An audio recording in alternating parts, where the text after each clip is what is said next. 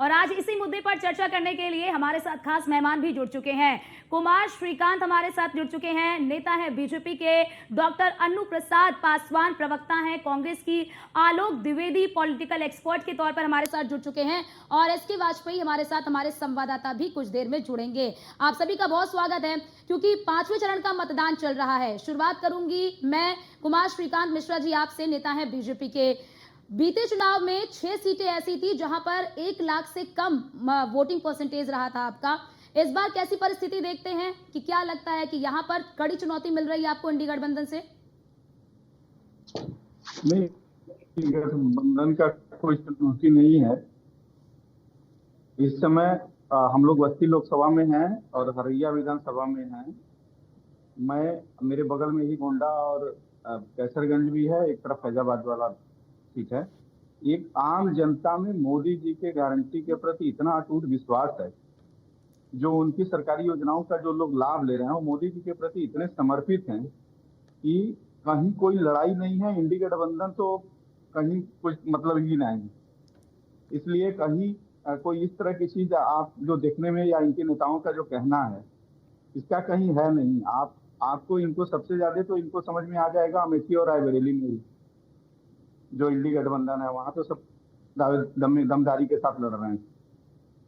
मोदी जी के प्रति आम जन में जितना विश्वास है उसका परिणाम 4 तारीख को जी देखने को मिलेगा।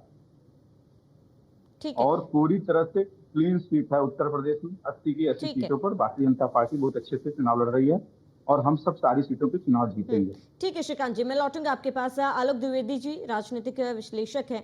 आलोक जी, राजनीति को आप करीब से समझ रहे हैं। जहां हमने श्रीकांत जी को सुना, उन्होंने कहा बीजेपी क्लीन स्वीप कर रही है, लेकिन 14 सीटें आज जहां पर चुनाव है, आप इन तमाम सीटों पर चुनाव किस तरीके से देख रहे हैं? जहां एक तरफ बीजेपी है, वहां सपा कांग्रेस साथ मिलकर इस बार चुनाव लड़ रही है।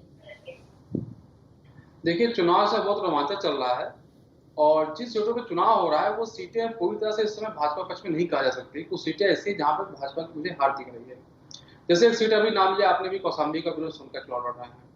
वहां पर आपने सुना होगा कि जो वहां के कुंडा के विधायक है रघुराज प्रताप सिंह राजा भैया, उन्होंने 3-4 दिन पहले कार्यकर्ता बैठक की थी और उन्होंने कहा था जिसको मर्जी आप लोग उसको वोट दीजिए।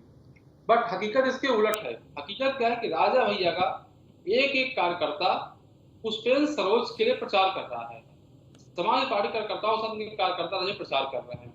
अगर जो प्रचार कर रहे हैं पूरी तरह से कहीं अगर ये तो घूम गए तो परिणाम जो कौशाम्बी में चौंकाने वाला सकते हैं। हो सकता है विरोध सुनकर चुनाव हार भी जाए, ये भी कहा जा सकता है। खैर, इसका फैसला जनता जनार्दन करेगी और 4 जून को हम लोग सब देखेंगे इसका फैसला क्या आता है। लेकिन हाँ, कुछ सीट वहां पर ऐसी है जहां पर मुझे लगता है कि भाजपा को थोड़ा डेंट तो लग रहा है।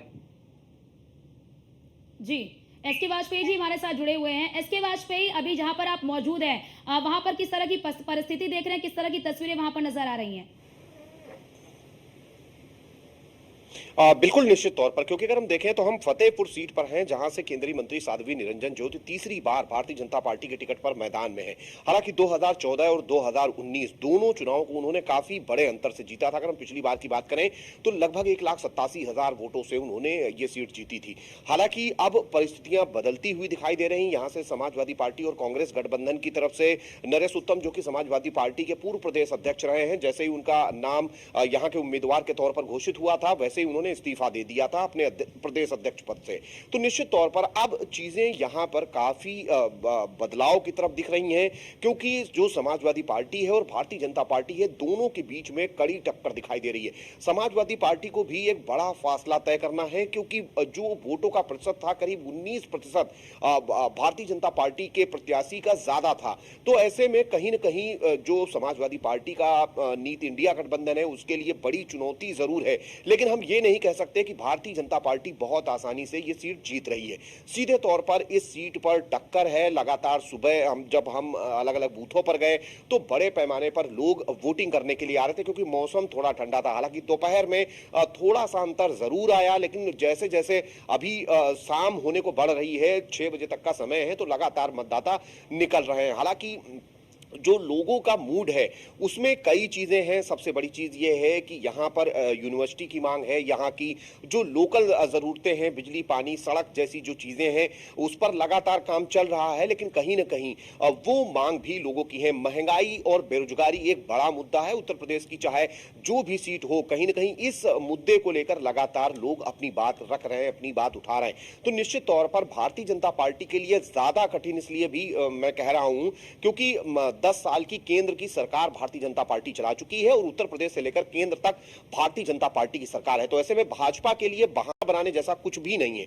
भले ही वो कुछ भी कह रहे हों, लेकिन एक बात बिल्कुल साफ है कि इन 10 सालों में जब अब तीसरी पंचवर्षीय के लिए भारतीय जनता पार्टी के प्रत्याशी मैदान में जा रहे हैं तो उनको जवाब निश्चित तौर पर देना होगा। और शायद ये सारी चीजें इस चुनाव में तय होंगी। जब 4 तारीख को नतीजे आएंगे तो जनता ने क्या कुछ तय किया है, ये सारी चीजें कहीं ना कहीं दिखाई देंगी। क्योंकि महंगाई, बेरोजगारी जैसे मुद्दे हैं, जो जगह जगह सड़कों के मुद्दे हैं, बिजली, पानी जैसे मुद्दे हैं, ये निश्चित तौर पर पहले से बेहतर हुए। ठीक है, इसके बाद मैं लौटूंगा आपके पास। आलोक द्विवेदी हमारे साथ बने हुए। आलोक जी, क्योंकि आप जानकारी दे रहे थे, खासतौर पर कौशाम्बी सीट का जिक्र कर रहे थे, लेकिन मैं आपसे ये पूछना चाहूंगी कि जिस तरीके से अब तक 4 चरणों में चुनाव हुए, हमने देखा कि कहीं ना कहीं तमाम सीटों पर त्रिकोणीय मुकाबला हुआ है। लेकिन आज जिन सीटों में, जिन 14 सीटों में चुनाव हो रहे हैं, क्या त्रिकोणीय मुकाबला है यहाँ पर, या फिर दो तरफा या फिर एक तरफा चुनाव आप देख रहे हैं आज का? नहीं, मुझे लगता है इन सभी सीटों में त्रिकोणीय मुकाबला है। जैसे कि लखनऊ में राजनाथ सिंह बिल्कुल सेफ है। कैसा करने प्रतीक भूषण आराम चुनाव जीत जाएंगे। तो त्रिकोणीय लड़ाई हर जगह नहीं है, कुछ जगह पे हो सकती त्रिकोणीय लड़ाई हो। और वैसे भी त्रिकोणीय लड़ाई में इसलिए नहीं मानता हूँ कि लड़ाई तो 2 कोण में हो रही है, भाजपा और सपा में हो रही है। बसपा कहीं भी लड़ाई में शामिल नहीं है किसी भी स्थान पर, क्योंकि बसपा का जो वोट है वो कहीं ना कहीं भाजपा के पास छिटक के जा चुका है। बसपा तो अपने इस समय अस्तित्व की लड़ाई लड़ रही है, और यदि भाजपा की चुनाव में अगर 0 सीट आएंगे तो मुझे कोई ताज्जुब नहीं होगा। लेकिन साफ तौर पर आपके पास लौटूंगी आलोक जी, क्योंकि देखिए बसपा भले अकेले लड़ रही है, लेकिन कहीं ना कहीं वोट जहां पर दलित वोट है, जहां पर पिछड़ा वोट है, उस वोट में सेंधमारी कहीं ना कहीं बसपा जरूर करती है। बीते चुनाव के परिणाम भी हमने देखे। हालांकि बीते चुनाव में बसपा जो थी वो गठबंधन में थी। हमारे साथ श्रीकांत जी भी हैं, नेता है बीजेपी के। श्रीकांत जी, आपने हमारे संवाददाता एस के वाजपेयी को सुना। साफ तौर पर उन्होंने कहा कि जमीन पर फतेहपुर की बात कर ले तो वहां पर कई ऐसे मुद्दे हैं, वो मूलभूत मुद्दे हैं, वो जनता से जुड़े मुद्दे हैं, और उसको लेकर कहीं ना कहीं जनता में थोड़ा सा आक्रोश जरूर देखने को मिल रहा है। क्या आपको लगता है कि यहां पर भी आपको एक कड़ी चुनौती मिल सकती है फतेहपुर में? अर्चना जी, कहीं कहीं जरूर मैं इसको बड़े मन से स्वीकार करता हूं कि कहीं छोटी छोटी चीजों के लिए जो स्थानीय स्तर की समस्याओं से लेकर जनप्रतिनिधियों से व्यक्ति की शिकायत हो सकती है, लेकिन जो मेजर है, और अभी जब आपने बसपा की जो चर्चा किया ना, बसपा के 60% वोटर प्रधानमंत्री जी के प्रति विश्वास व्यक्त कर रहे हैं। हम लोग भी घूम रहे हैं, ग्राउंड लेवल पे काम कर रहे हैं, और यह एकदम फैक्ट है कि बसपा के यानी अनुसूचित वर्ग के 60% मत भारतीय जनता पार्टी को मोदी जी के नाम पर प्राप्त हो रहा है। उनकी योजनाओं के लाभ के कारण ये चीजें हो रही हैं। ये ठीक है कि कुछ लोगों की व्यक्तिगत नाराजगी या अपनी अपेक्षाएं पूरी न होने की वजह से व्यक्तिगत शिकायत हो सकती है। एक लंबा वक्त मिला है ना श्रीकांत जी आपको, 10 साल का वक्त एक लंबा वक्त होता है, और उस लंबे वक्त के बाद अगर आप कोई एक्सक्यूज देंगे तो वो तो जनता नहीं देखेगी ना। अर्चना जी, जैसे जैसे कहीं सड़क बनी और सड़क टूट गई, ये एक पूर्वे की शिकायत हो सकती है, एक पूर्वे के 10 लोगों को, 20 लोगों की, 50 लोगों की शिकायत हो सकती है, लेकिन वो जहां जहां आप देखेंगे लगभग विधानसभाओं में, जब मैं हरैया विधानसभा में हूँ, इतनी कनेक्टिविटी, इतनी लिंकअप रोड मैंने बहुत कम जगहों पे देखा है जितना इस परशुरामपुर ब्लॉक में मैंने देखा है।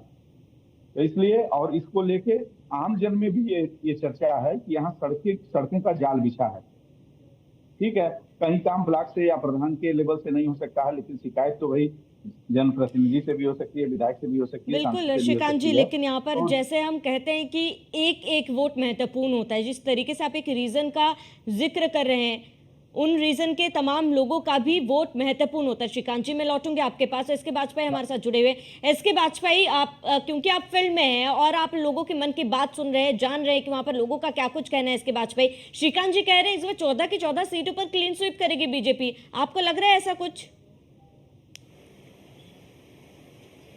बिल्कुल अभी कुछ कहा नहीं जा सकता है क्योंकि ये सारी चीजें जनता को तय करनी है और 4 तारीख को जब नतीजे आएंगे तो ये चीजें बेहतर ढंग से निकल कर आएंगी कि आखिर जो आज के चरण में पांचवें चरण में जो 14 सीटों के लिए मतदान हो रहा है उसमें क्या कुछ स्थिति रही। लेकिन फिर भी अगर हम सीटों के आकलन को देखें तो भारतीय जनता पार्टी के लिए इस बार चुनौती ये नहीं है कि वो जो सीटें उनके पास पहले से हैं वो बचाए, उनको बचाए रखना सबसे बड़ी चुनौती है, ना कि जो सीट उनके पास नहीं थी उसको पा लेना। सीधे तौर पर हम देखें अगर हम रायबरेली की बात करेंगे तो देखना ये होगा इसके वाजपेयी की रायबरेली की सीट क्या बीजेपी पा पाती है या फिर नहीं पा पाती है। आप सभी का बहुत शुक्रिया हमारे साथ जुड़ने के लिए और तमाम जानकारी हमारे दर्शकों तक साझा करने के लिए।